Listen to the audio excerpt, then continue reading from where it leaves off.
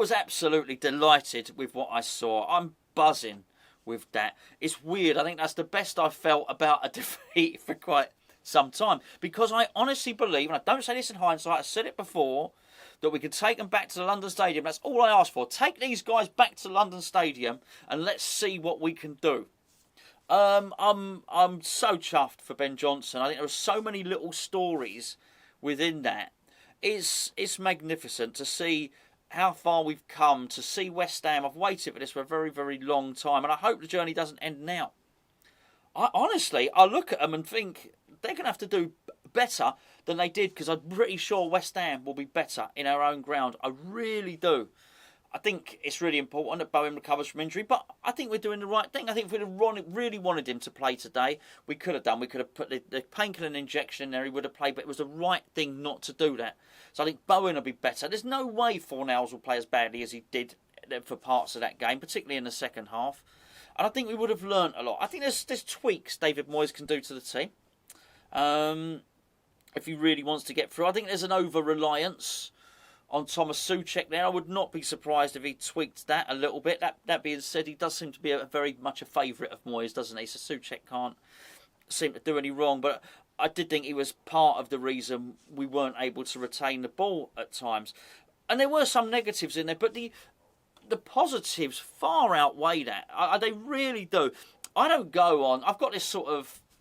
It is a love-hate relationship with social media. I love it for two reasons. Number one, it helped me find my brother, my long-lost brother. Number two, when I was having difficult times personally, there was a lot of lovely people on there who rallied round and helped me out.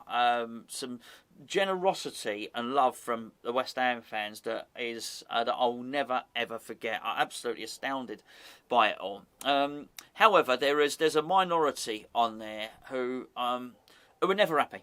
I mean, never happy. It's the same lot that said, no point qualifying for the Europa League, we'll never get out of the group.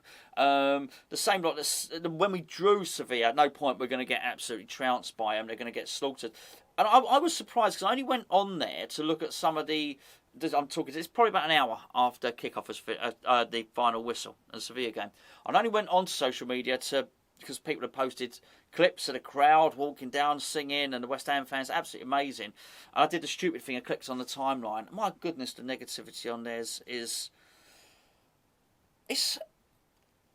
horrible. There's no other way. I was trying to think of the word. Then it is horrible. Honestly, it makes you sort of recoil and just close it down. No point even going to the London Stadium. We can't score a goal and so on and so forth.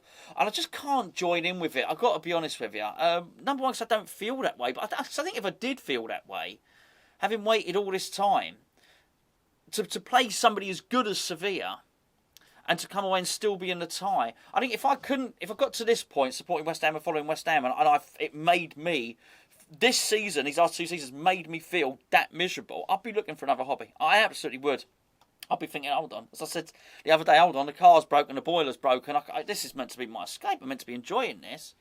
If it's not, forget it, I was really surprised. I don't know why. I think I expected there to be more people thinking, great, we're still in this. And I'm sure there are a lot of them. And actually, I saw lots of you on the chat on the review there. There were a few comments on there, but by and large, people were saying, bring it on. I thought it was amazing. I think it's so easy. I think you don't notice small change often. And this is an iconic club in this competition. The greatest club there's ever been in this competition. That's them there. And it's not like it's historical. It's not like it's 100 years ago, by the way.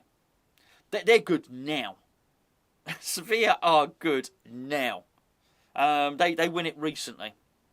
They're absolutely excellent. And as I say, the same people that were saying, there's no point, they'll turn us over, they'll absolutely obliterate us. Well, actually, we went over there, we weren't obliterated. It's one goal, we're still in it. And they'll turn around and say, I won't bother, we can't score a goal. It's just always something negative to look for. It's really frustrating. Really, really frustrating to see. And that's why I don't go on there at all. I thought it was amazing the way we handled them. No wonder, he said, the manager of Sevilla said, one of the last teams we wanted to draw was West Ham. That's why. We did not make it easy for them at all. And they will be able to look back I'm talking about our coaches and say, okay, that was how that goal was conceded. They'll know. As I said in the review, Nolan will have it on the iPad. Okay, such and such was meant to be there. A completely avoidable goal, by the way. I think there'll be some little worries by how much En-Nesyri out-jumped our two centre-halves. But, by and large, I felt that the best chances fell to us. Yes, Vlasic missed it. Yes, Antonio kicked to the air. But maybe next time Vlasic doesn't miss. Well, I don't think he will, because I don't think he'll be there, because I think it'll be Bowen. And I'll tell you what, I don't think he does miss. Another time Antonio doesn't kick the air. I also don't think you see Fornals play as badly as that. Maybe Fornals doesn't play at all. Maybe Ben Rama plays, who came on and had a really good cameo. There are a lot of positives. I didn't think the referee was that bad. By the way, I thought he let an awful lot go. I felt he didn't read the play acting particularly well at the ends. But by and large, I think he allowed it to be a contact sport. He allowed people to go shoulder to shoulder. If felt it was 50-50 and someone fell over, he'd say, get up, carry on. I'd much prefer a referee like that than someone who, anytime anyone remotely breathes on the other person, gives a free kick. That being said, I don't think Lanzini read the referee well.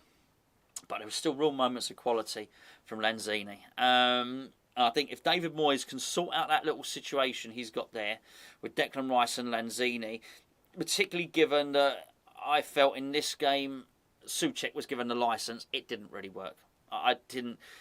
When you're given that licence to get into the box as much as you want and join the attack, and I certainly felt that Souček was given enough licence to join up with Antonio and Vlasic and Fornals, you've got to create some moments of distress for the opposition defenders, and I don't think he really did that.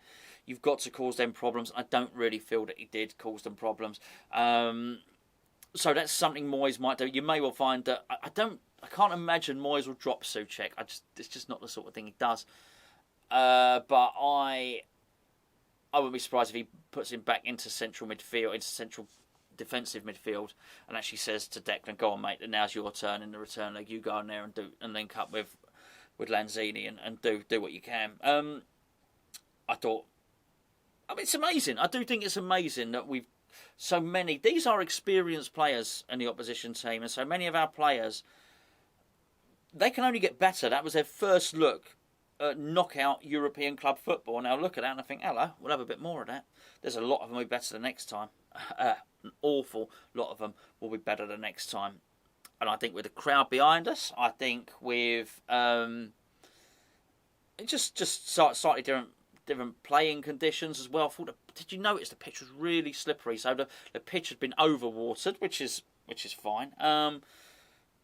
But with all that in mind, a partisan home crowd who were really loud, a referee that was quite hard to read, a lot of that time wasting going on, a pitch that had clearly been prepared for the home team. Despite all of those advantages, they won 1-0 with a goal that was infinitely avoidable. We are in this. And you know what? Even if we don't, I'm still proud of what we've done. I still think I'm really enjoying this journey. I know it's frustrating. I know we should have brought in extra players in January, but I can't let that cloud the whole rest of the season to the point where you don't enjoy the game. And I got that impression. I really enjoyed watching that game. I got the impression by reading some of the comments, thinking, mate, you're just not enjoying this. You're not enjoying following West Ham. You're not enjoying watching West Ham.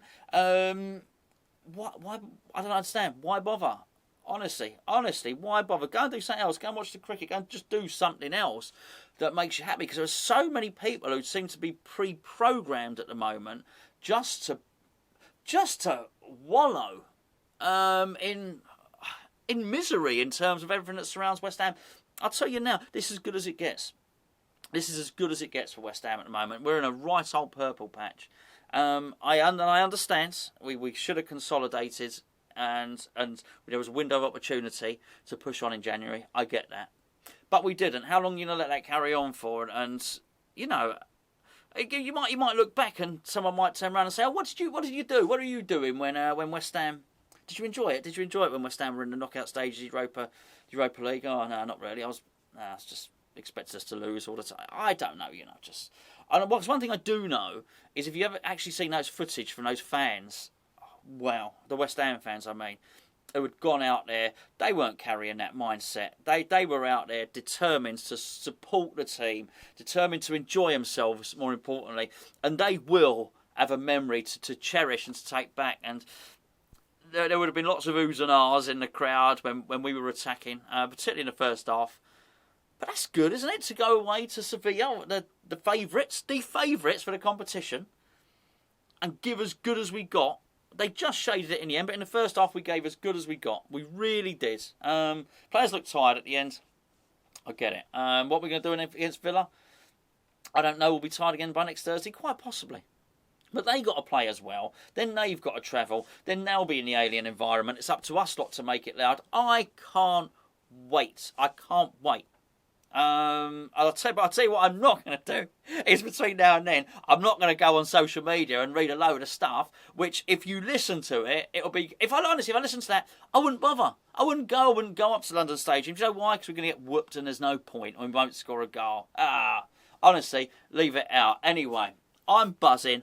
I thought it was brilliant. I hope you do too. It was, I'm chuffed. I'm chuffed. A real experience. And I ain't given up yet. It's not like I'm looking back thinking, oh, I really enjoyed that journey. This ain't over. This is not over yet. This is game on. I'm about to record a video with my old man actually as well. He's watched the game. I'm going to find out what he thought. I don't know anything that he thinks yet. I'll upload that for you tomorrow. I'll get this out now. Onwards and upwards. Come on, you irons.